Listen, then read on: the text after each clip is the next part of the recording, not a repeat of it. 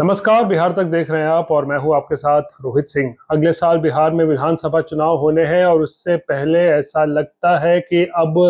मुसलमानों को लेकर एक नए सिरे से राजनीति बिहार में पनपने लगी है और खासकर उस दल के बीच जो अब तक खुद को मुसलमानों का हितैषी बताती थी, लेकिन जिस तरीके से अब इस दल के एक बड़े नेताओं ने मुसलमान समाज को लेकर, मुस्लिम वोटों को लेकर जो बड़ी बात कही है, उसके बाद बिहार में बवाल मचा हुआ है। दरअसल बात यहाँ पर हो रही है जनता दल यूनाइटेड की, और जनता दल यूनाइटेड के सांसद लल्लन सिंह की, राजीव रंजन सिंह उर्फ लल्लन सिंह, जिन्होंने मुजफ्फरपुर में जो मुसलमानों को लेकर बयान दिया है, उसके बाद बिहार में राजनीति नए सिरे से गर्मा गई है। और लल्लन सिंह का सबसे पहले आपको हम विवादित बयान बताते हैं, जहां लल्लन सिंह ने साफ कहा है कि मुसलमान नीतीश कुमार को वोट नहीं देते हैं। अब ये देखिए, ये बड़ी बात है कि आखिर मुसलमान नीतीश कुमार को वोट क्यों नहीं देते हैं, और क्या पहले नीतीश कुमार को मुसलमान वोट देते थे, और कब से नीतीश कुमार से मोह भंग हुआ है मुसलमानों का, ये एक बड़ा सवाल है। दरअसल 2005 में जब नीतीश कुमार सत्ता पर काबिज हुए थे, तो उसके बाद से ही जो मुस्लिम मतदाता हैं, यानी कि जो मुस्लिम वोटर है, वो लालू प्रसाद और आरजेडी से छिटकना शुरू हो गए थे और नीतीश कुमार की ओर उन्हें जो है एक आशा भरी नजरों से देख रहे थे। और अगर हम पहले 10 साल की बात करें, तकरीबन 2005 से लेकर 2015 तक, जब नीतीश कुमार बीजेपी के साथ थे, या फिर जब कुछ वक्त के लिए वो आरजेडी के साथ भी आ गए थे, तो मुस्लिम समाज जो है या मुस्लिम मतदाता जो है, वो नीतीश कुमार में भरोसा जताते थे और नीतीश कुमार को बम्पर वोटिंग भी किया करते थे। और खासकर 2010 का बिहार विधानसभा चुनाव इस बात की तस्दीक करता है कि किस तरीके से भारी संख्या में मुसलमानों ने नीतीश कुमार को वोट दिया था, जिसके बाद 200 से भी ज्यादा सीटें उस वक्त एनडीए को विधानसभा चुनाव में मिली थी। लेकिन मामला कब गड़बड़ा गया, यानी कब मामला जो है पूरी तरीके से गड़बड़ हो चुका, होने लगा नीतीश कुमार और मुसलमानों के बीच में, ये समझने वाली बात है। देखिए, नीतीश कुमार जब बीजेपी को छोड़कर लालू के साथ हाथ मिलाया था, तो उसके बाद 2015-16 की हम बात कर रहे हैं, तो उस वक्त एक तरीके से मुस्लिम वोटों का कंसोलिडेशन हुआ था महागठबंधन के समर्थन में। यानी कि जो लालू के वोट बैंक था, मुस्लिम मतदाता, और खासकर उसके बाद जेडीयू और नीतीश कुमार का जो मुस्लिम मतदाता था, वो एक साथ आया, क्योंकि महागठबंधन साथ था, नीतीश कुमार और लालू साथ थे, तो मुस्लिम मतदाताओं का कंसोलिडेशन हुआ, जिसके बाद बड़ी जीत मिली थी 2015 के बिहार विधानसभा चुनाव में महागठबंधन को। और मुसलमान एक नई उम्मीद के साथ नीतीश कुमार और लालू के साथ आने को देख रहे थे, लेकिन मामला तब फंस गया जब 2017 में नीतीश कुमार ने लालू का दामन छोड़ा और फिर बीजेपी के साथ उन्होंने हाथ मिला लिया। और ये वो वक्त था जब, जिस समय से आप कह सकते हैं कि मुस्लिम वोटर जो है वो नीतीश कुमार से धीरे धीरे नाराज होना शुरू हो गए, और उनकी ये दरअसल परेशानी थी, उनकी ये शिकायत थी कि आखिर क्यों नीतीश कुमार ने लालू को धोखा दिया और क्यों आखिरकार वो बीजेपी के साथ उन्होंने हाथ मिलाया। तो 2017 का ये वक्त है जब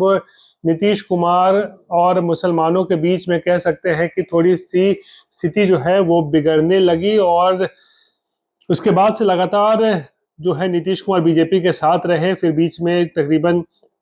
साल डेढ़ साल के लिए फिर आरजेडी के साथ उन्होंने सरकार बनाई थी, लेकिन अब जब वापस एक बार फिर से बीजेपी के साथ आ गए हैं, तो अब ऐसा लगता है कि नीतीश कुमार का बीजेपीकरण होने लगा है या फिर हो चुका है। क्योंकि दरअसल देखिए, बीजेपी का हमेशा से ये मानना रहा है कि मुसलमान मतदाता जो है वो उनको वोट नहीं करता है। ये बीजेपी को भी ये बात जो है वो बिल्कुल स्पष्ट रूप से पता है, और इसीलिए शायद यही वजह है कि कई सारे चुनाव, हम बिहार की ही बात कर लेते हैं, तो बीजेपी जो है वो मुस्लिम उम्मीदवार को टिकट तक नहीं देती है चुनावों में। क्योंकि बीजेपी को पता है कि चाहे कुछ भी हो जाए, चाहे कितना भी काम कर लिया जाए मुस्लिम समाज के लिए, मुस्लिम मतदाता तो बीजेपी को वोट नहीं करेंगे। और अब ऐसा लगता है कि नीतीश कुमार को भी अब ये एहसास होने लगा है कि मुसलमानों के लिए चाहे आप कितना भी काम कर लीजिए, लेकिन अब क्योंकि मुसलमान जो है उनसे नाराज हो गए हैं, तो मुस्लिम मतदाता अब शायद जनता दल यूनाइटेड के लिए भी वोट नहीं करेंगे। और इसीलिए लल्लन सिंह ने जो ये बयान दिया है कि मुसलमान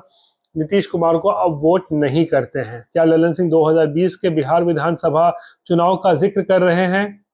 जहां पर नीतीश कुमार की पार्टी जो है वो तीसरे नंबर की पार्टी हो गई, या फिर लोकसभा चुनाव का वो जिक्र कर रहे हैं 2024 का, या फिर अभी जस्ट हाल में जो बिहार में 4 सीटों पर उपचुनाव हुए हैं किसका जिक्र कर रहे हैं? क्योंकि उपचुनाव में तो अच्छी खासी जीत हुई है एनडीए की, लेकिन मुस्लिम मतदाताओं को लेकर लल्लन सिंह ने जो बयान दिया है उसको लेकर जो है विवाद खड़ा हो गया है कि क्या वाकई में मुस्लिम समाज का जो मोह है अब नीतीश कुमार से पूरी तरीके से समाप्त हो चुका है। नीतीश कुमार को भी एहसास हो चुका है कि अब मुस्लिम मतदाता उनको वोट नहीं देते हैं, और इसीलिए क्या नीतीश कुमार अब बीजेपी की राह पर चलने लगे हैं, क्योंकि बीजेपी की जो राह है उसी राह पर अब नीतीश कुमार भी चलते नजर आ रहे हैं, जहां पर बीजेपी को भी पता है